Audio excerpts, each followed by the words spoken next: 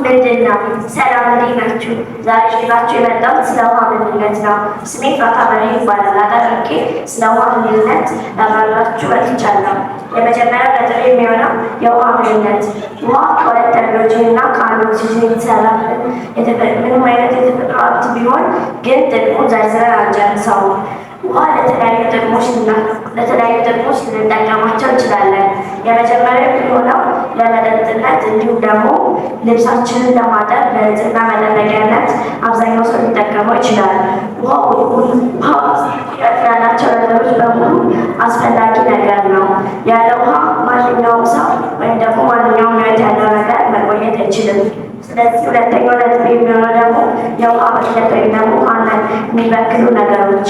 የውሃ ብክለት የምንለው ውሃ ሊበክሉ የሚችሉ ነገሮች በዝናብ አማካኝነት ሊበከሉ ይችላሉ።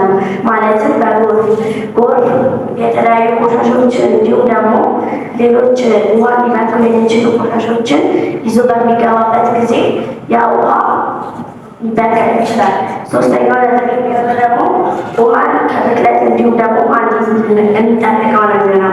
ውሃን ከብክለት መከላከል የምንችለው መጠበቅ የምንችልበት መንገድ የተለያዩ ወደ ውሃ የሚገቡ ቆሻሻዎችን እንዲሁም ደግሞ ውሃን የሚበክሉ ነገሮችን እንዳይገቡ በዛ አካባቢ ላይ ጥንቃቄ እንዲደረግ ማድረግ።